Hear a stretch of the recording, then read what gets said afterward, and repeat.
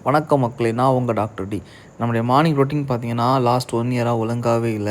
அதுலயும் last 5 months ஆட்டு பார்த்தீங்கன்னாக்கா, சுத்தமா நம்ம வந்து எந்த ஒரு ரன்னிங், எந்த ஒரு ஆக்டிவிட்டி எதுவுமே பண்ணல. ஸோ, அத நம்ம வந்து இன்னைக்கு ஸ்டார்ட் பண்ணிடலாம் அப்படின்னு சொல்லிட்டு காலையில எழும்பி ரன்னிங் வந்தாச்சு.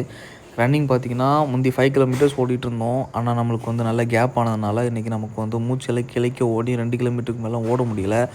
ஸோ, அப்படியே சரின்னு சொல்லிட்டு வண்டிய எடுத்துட்டு நேரா வீட்டுக்கு வந்தோம். வீட்ல வந்து பார்த்தீங்கன்னா, நம்ம இளவரசி வந்துட்டு நமக்காக வேண்டி ஒரு பொருள் வச்சுட்டுருந்தாங்க. அது என்னன்னு பார்த்தாச்சுன்னா, அவங்க பாட்டியோட கிளாஸ் கவரு.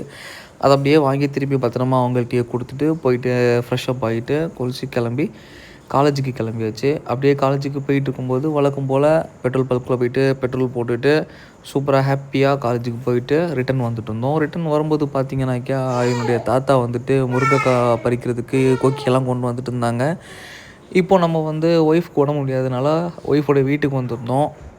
சரி நம்ம இனி கொஞ்ச நாள் இங்கேயே இருக்கலாம் அப்படின்னு சொல்லிட்டு பிளான் பண்ணியிருந்தோம். ஸோ பின்னால விளையாடுறதுக்கு கொஞ்சம் இடத்த ரெடி பண்ணலாம் அப்படின்னு சொல்லிட்டு, அன்வான்டடா இருக்கக்கூடிய அந்த புளியங்குப்பை அவ்வளத்தையுமே வெட்டி மாத்திட்டு, சூப்பரா அப்படியே வந்துட்டு ஃப்ரண்ட்ல போயிட்டு இளநீ பறிச்சோம். இளநியெல்லாம் அப்படியே அழகா ஏணி வச்சு ஏறி, இளநிய பறிச்சு, ஃப்ரெஷ்ஷா இளநிய குடிச்சிட்டு, வீட்ல வந்துட்டு ஒய்ஃப் வந்து என்ன பண்ணியிருந்தாங்க அப்படின்னாக்கா, இன்னைக்கு தேங்காய் சட்னியும், தோசையும் அத சூப்பரா சாப்பிட்டுட்டு, ஒரு ஹாஃப் பாயில் தூக்கி வாய்க்குள்ள விட்டுட்டு, சூப்பரா தூங்க போயாச்சு. அவ்வளோதான். பாய்.